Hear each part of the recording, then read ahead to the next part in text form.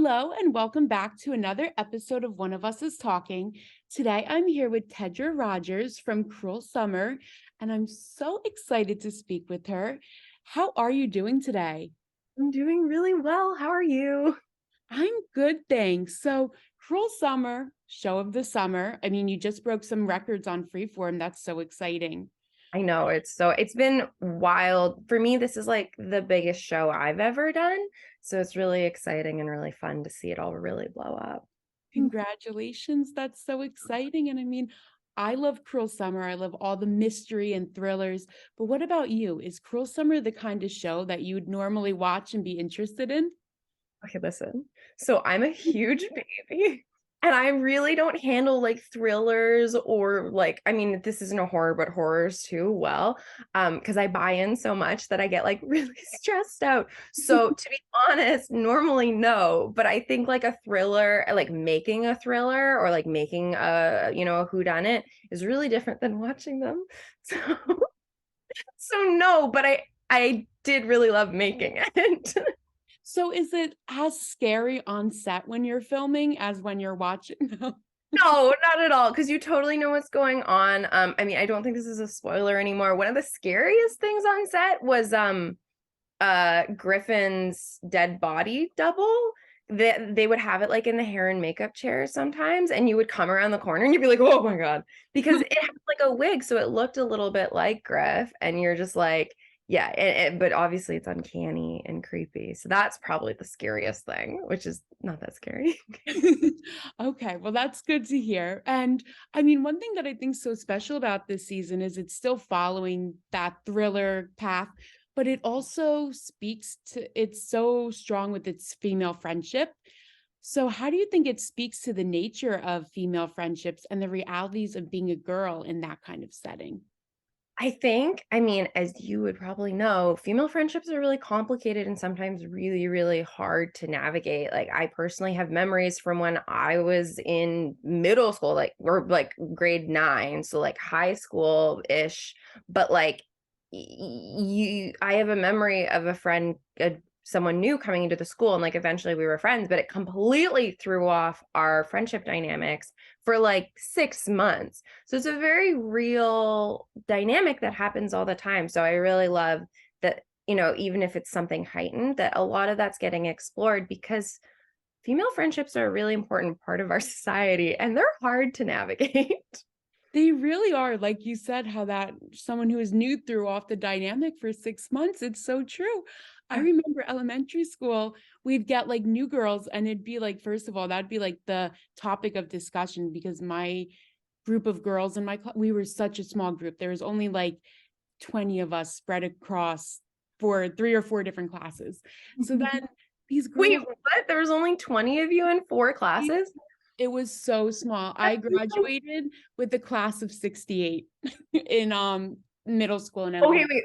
Like girls or just everybody total? Everybody total. Oh, okay. For a second, I thought you were saying that there was only 20 girls across four classes. And I was Oh, like, no, there was of course, we would be in, like, 4 different classes, so, like, 4 different homerooms. but there was only okay, 68 people, only 20 girls. Only, like, 20 were girls, yeah. Okay, I went to an all-girls school. So that's why for me, I'm like, wait, hold on.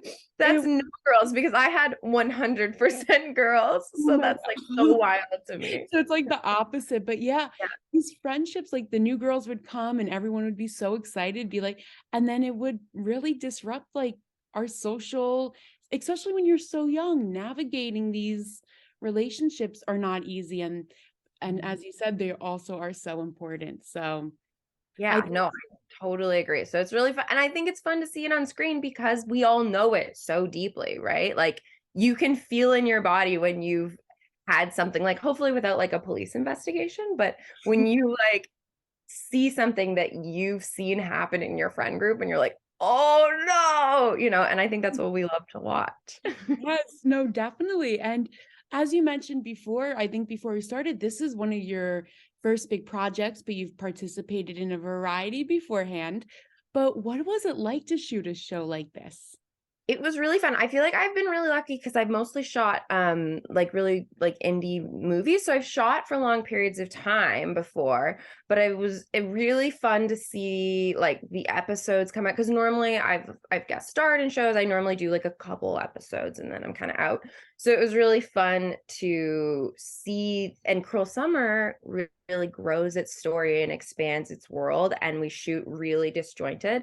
So it was fun to get the new tidbits. It was kind of like watching the show. Every time a new script came out, all of us were like, "Oh my God, what's happening? Do you think this is like?" All of us had theories, and then the next script would come out 2 weeks later, and we'd be like, "No, we're all wrong," you know. So we were kind of going through what the audience and like what fans are going through now. So I'm like going on the Reddit and like seeing what people are like. I love seeing what if everybody's theories are matching what our theories were when we were making the show. Like I don't know if it's lame to creep on Reddit, but I'm just enjoying watching everyone enjoy it. I was just gonna say one of the funny things is Jess was just like that on Twitter. So they would always like creep on Twitter. That's so, yeah. And see, I don't use Twitter a lot. I don't even use Reddit, but I like my partner always checks Reddit for things. So I was like, okay, like, can you check the Reddit? Like, what's going on? And now I just have started doing it. That's I so funny love that that. that's made So all the Cruel Summer Reddit fans, you don't know, you may be being watched by the cast members. You Never know. might. I'm really loving some of the theories. And sometimes, like, especially ones where I'm like, I didn't think of that. And then Ooh, on some of them, I'm like, I don't know. I don't it'll know. be exciting to see which ones are right and which ones are wrong when everything comes to completion. And I don't think anyone's guessed what I think happens because some of the cast isn't even sure that what we know to happen is what happens.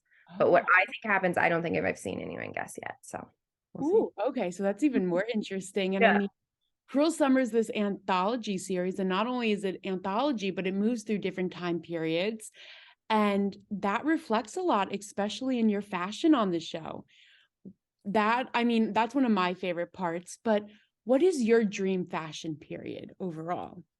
Oh my gosh. Okay, dream fashion period. I really want to do something like no, it doesn't have to be Marie, but like, you know, Marie Antoinette, the Great, like those math or like Bridgerton, but not the, I mean, the Empire dresses are gorgeous, but like, I want to do like a big cage corseted, insane masterpiece project one day. Like, I just want to be, I know that everyone complains, but I want to be like, my background's in ballet. So I'm used to, I grew up in these huge, extravagant tutus and I really miss it. So I want to go back to something like that. But I'm so excited because episode 5, I do believe, which comes out on Monday, has my favorite costume of the show in it. And I just think everyone's gonna flip. And I'm very, very excited for everyone to see it. I am gonna message you when I see the costume, and I'm gonna be like, "Was this the one?" Because I'm so You're excited. gonna know. I just okay, when you see it, you're gonna be like, oh, that's the one. I Oh my promise. goodness. And I think it's this episode. I think it's episode 5. So So excited now. And I mean, kind of going back to the time period that you're in, what was it like existing in Y2K for a little bit? it was really, really fun. For me, I was growing up right across that kind of Y2K cusp. Like I was the only young cast member that was alive in 1999. But but I was really little. And one of the things that I loved doing is I was like, when I was little, I looked up to these really cool girls in their Y2K fashion with their chunky shoes and then their crop tops. And like, I wanted to be like that, but I was like 5. And my mom was like, you're not wearing a crop top. And one day I was in my trailer getting dressed and I was like, oh, I get to be one of like, I'm the cool Y2K girl. Like, it was really fun, kind of like, in a way, living out this dream for little tiny Teddy that I hadn't expected at all, you know? Yeah, that is so cute. Oh my goodness. And I love that little story. And it's like you kind of got to see it come full circle. What you wanted when you were 5, eventually you got Exactly. to live that out. That's so And I exciting. was because they dyed my hair blonde. Like it was a whole, it was a whole thing. I was like this blowout Y2K blonde. Like I was really living like my best Paris Hilton life. And it was really fun and just not something I'd ever imagined for myself. So, it's fun how playing a character can really step you outside of yourself and you get to explore something that you didn't even know you really looked up to. And then you're like, wait, oh, that's cool.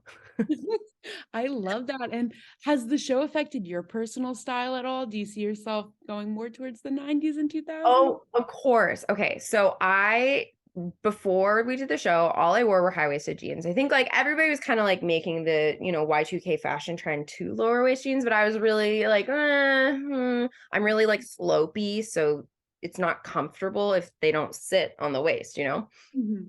But the low-rise jeans got to me. I own low-rise jeans now, which I didn't before the show came out. So those really stuck with me.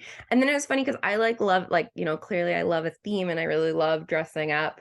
Um, and so I was wearing a lot of Y2K stuff, especially like leading up to the show coming out. And then we did the premiere, and then the next morning I was shopping in LA and I what came, because Y2K is a huge trend in fashion, I came to like a massive rack and I was like, I don't want any of it. I was like, I'm done. I'm burnt out. I need something new. So I don't know. I still like it, but I was like really heavy into the Y2K trends, and now I think I need a break. So kind of going back to Y2K made you think like, yeah, I'll kind of Oh, it was so much fun. I went hard into Y2K, and now I'm kind of like, okay, I need a break. Something else. Maybe I'll go back to it because the trends are so cute. And it's funny thinking like how it used to be like people were like, I would never wear low-rise jeans again. And I was like that. I'm like, I don't know what happened. I mean, the fashion in this season is so great, and that really plays into all of the characters. But do you have a favorite character this season and why? Um, okay. I think my favorite character is Jeff. I love Niall Bullock. Niall and I became really, really good friends on set. And so I think Jeff makes me laugh. Like every time I see him with his camera, look at man. It really kills me. And it's fun to see the journey for him. So I think I would say Jeff or Amy and Kelly are seen, especially in the upcoming episodes, we're seeing a lot more together. And Pavia, Sidio, and I had so much fun shooting together. We were like glued, our trailers were beside each other, and we were like glued to each other's hips the whole show. So obviously, Amy and Kelly are like ride or dies. They're each other's ride or dies. I love that, especially hearing how that like is true in real life too. So that's so cute hearing those little stories in the trailer. Well, and you know what? Pavia is shooting like a bunch of like Bollywood stuff in India right now. And I'm like, okay, but I want to go to India. I was like, will you like tour me around? Being toured around by a Bollywood actor in India, that sounds like so fun. So we've been not soon, but I'm gonna go visit her. Eventually. So like, yeah, it's very real when you see us on camera. I love that. And we kind of talked a little bit about some upcoming episodes, but are there any episodes you're excited for viewers to see? Ooh, okay. Obvi- this next episode, I think viewers are gonna really love. I think it's really fun. It's really playful. There's even more twists and turns, obviously. I think that this next episode has some twists no one sees coming, as many do. But then there's another episode that's like, I think 6 or 7. I think folks are gonna really, really love that one too. And I feel like the world leading up to the events starts getting really blown wide open, which I think people are really, really gonna like. So basically what you're saying is everyone's excited for every episode of Cruel Summer. As a viewer, I can say there's no Excited for bad every episode. episode. They've all Yeah, been that's amazing. exactly what it is. Because they do such in-depth storytelling and because they're really careful in how they weave the story, I do think that there is, something to glean from you need every episode or else you're going to be like, wait, what happened? It's like if you're Right. not yeah, if you miss an episode and you're not watching, then it's like you almost lose everything, and I think for anyone listening who's a viewer or is gonna be a viewer, this is important. Don't miss an episode of Cruel Summer because Yeah, you're and don't miss episode 5 because Amy's outfit. Hopefully it's episode 5. I'm pretty sure because they shift things around. So I'm like, I guess they could shift stuff, but I'm pretty sure it's gonna be in episode 5. yes. Uh, I really hope everybody flips. I hope they think it's so sad And, I was really lucky because I got to do a lot of levity. I got to do a lot of like the lighter comedy side in this really serious show, which was really fun. That is exciting. Okay, so episode 5, very excited, and I I can't wait, like, I'm like, "Look at this costume base." I love when shows go all out with costumes. I know. Well, and when well, it's just silly, like, and when I got the script, I was like, wait, are you for real? And then I got to the wardrobe fitting for it, and I was like, this is so, I had fun. So I hope the fans of the show have fun seeing it. Can't wait, and I mean, you kinda talked about this a bit with Amy and Kelly, but a big theme this season is obsessive friendships and that concept of ride or die. If any of the characters this season could be your ride or die, who do you think it would be and why? Any of the characters, like, to Teddy or any of the characters to Amy? Oh, any of the characters to Teddy. Oh my gosh. Oh my gosh, how would I even pick? Can I pick Amy? Yes. I think okay, I really think Isabella's pretty cool. I will say for everything, Isabella has way too much control over her, like she has so much self-control for a teenager. And I'm always like, whenever Isabella would do something, I'd be so impressed. So if I had to choose, I think I would choose Isabella. And Lexi's so cool and so lovely. So I'll go with Isabella as my ride or die, That's a which good one.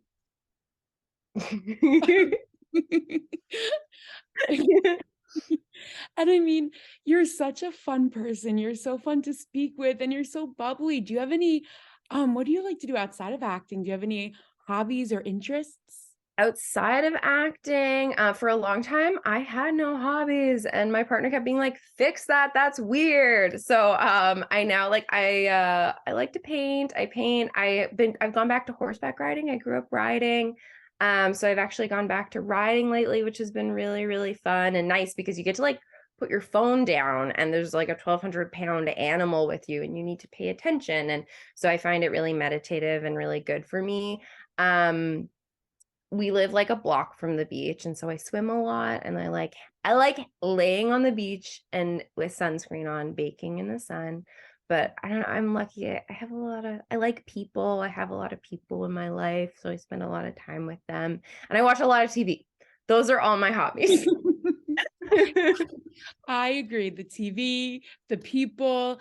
I also used to horseback ride when I was younger. I need to get back into it. You go back to it. I fell off a horse and broke my arm actually. Oh no, did you get back on since, or was that you were I like, I'm have. not? No, I Oh, did get back on, but great. it's been a Good. while, but I should get back into it. But horseback riding's great.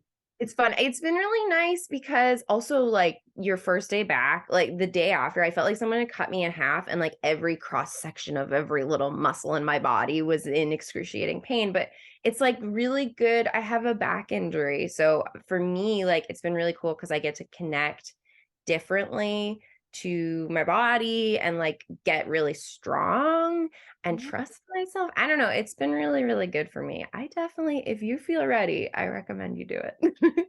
Maybe I'm gonna take this as my push. I mean, I think it's gonna But be don't blame me if anything I goes wrong. won't. It wasn't my idea. No. But I'm gonna say it was Teddy's push to finally like get back on the because I love Get back horses. on the horse. Well, and that's the thing too. I grew up, and I grew up kind of like out, like I said, it's kind of the Texas of Canada. And so, it was one of the things you could do, and it was like really, really beautiful. And yeah, it's funny how you lose a part of yourself and you stop doing those things. And then yeah, that push to go back. I had an audition and they wanted actresses who could ride. And I was like, of course I can ride. And I was like, I should make sure I can actually ride. And like I didn't, it was a huge role and that one didn't stick, which is totally cool. But I got something out of it because it drove me to go back. So That's so great. And that kind of goes into my next question. What advice do you have for anyone who is hoping to go into the entertainment industry? if you're hoping to go into the entertainment industry, I would say like learn every single day and learn about yourself, take classes. I was joking the other day that I don't know if I would have become an actor if I'd known how much learning there is. I learn about myself every day. It's so much work, but it makes you a better actor and it makes you like more in tune to the world. Like you can watch everybody and like learn from anything out there, take in, and just be open to doing that learning because sometimes it's hard. People will give you feedback and you're like, no. But it's usually if you are training with someone really good and taking good classes, it's going to help you in your journey of being an artist, which I would say focus on your journey of being an artist, not like booking jobs, because at the end, you're still going to be more fulfilled and you're going to have a cooler life that you love either way. But also, the entertainment industry is really hard. So protect yourself and be careful. That's such great advice because I know even I'm looking to go in on the other side, so behind the scenes and all of Yeah. that kind of stuff. Yeah, I'm going to get my master's, so it's so exciting, but it's a lot and it's very Yeah. daunting. And I mean, advice from you is hearing it from someone who's already established is so great because it's proof that you can build up there. I think that one of the things that shocked me the most, because I always say like, so I was a classically trained ballet dancer and then I was in a car accident, so I kind of like had to find something else. Um, Being in film and TV was so daunting. Being an actor never even occurred to me as an option. I was like, I can't. How do you do that? How do you even break in? And I think the thing that once you get the ball rolling, like you said, once you start training, going to school, getting a degree, whichever path you do it, once you start working and meeting people, it starts making sense. It looks really impenetrable from the outside, but it is an industry and there's no path that's like laid out like a lot of other industries, which can be hard, but there is a method to the madness. And once you get going, it's so, you're kind of like, oh yeah, and then this snowballs and then that snowballs. And actually same, I'm starting to write and I'm starting to move into producing my own stuff. And I want to direct my own first short film, hopefully at the end of the summer. I'm going into pre-production for it. So, you start kind of, okay, I'm an actor. I can act. What else can't I do? I've never written before. I'm gonna do, you start collecting these skills and building your way up, and it does start feeling like it makes sense. So it's definitely possible for anyone who's worried. That's such great advice, and congratulations on your short film. How exciting. I'm super excited. It's been really different, and like I think it's made me a better actor too because I can think differently. Like I understand more what the writer's trying to say. They're not, and so it's been really eye-opening and I've been really enjoying it. So I'm really excited. It's also really scary because it's so new and so different to me, but hopefully it goes well. I'm sure it will, and we'll be looking for all the latest information on it. So, congratulations on that. And all our main questions are done, but here at One of Us is Talking, we love to do hot seat questions. Are you down for them? Yeah, I'm down for that. Perfect. Television or movies? Television. I'm a big TV Watching. person. Yeah, for watching. Would you rather read the book or watch the adaptation first? Read the book. West Coast or East Coast? West Coast. Are you from West Coast, born and raised? I mean, I'm born and raised in the middle, but I've lived in New York and now I've moved to the West Coast. Oh, And the okay. East Coast just gets so cold in Mhm. the winter. So I'm a West Coast girly. I'm so sorry. I don't know. I have to say West Coast, even though I am East Coast, because the West Coast is just so nice. I Like, know. I love it out there. But So, East Coast does have perks. There's absolutely perks. They're very, very different. But I just have a rule, which is only south from here, which is that I will only be moving warmer places for the rest of my life. We are not going north. We are not going somewhere where it snows in the winter, only south from here. that's a good one. And favorite ride at Disneyland? The teacups. The teacups are so I don't know, I get really dizzy on them, but I loved, I know it was at, California Adventure, but the Guardians of the Galaxy Mission Breakout, the drop tower. I No, I hate that one. I did that at Disneyland. Like and it was I've even done it like when I was a little kid as the Tower of Terror before it was the Guardians of the I hate it every time we were in line and I was like, how did I get convinced into doing this again? And like I literally almost threw up because I hate it so much. So I can handle spinning, but like even thinking about it Oh. is such a hard no for me. Oh my God. That is a tough one. Do you You're have tough. do you have a best memory so far of 2023?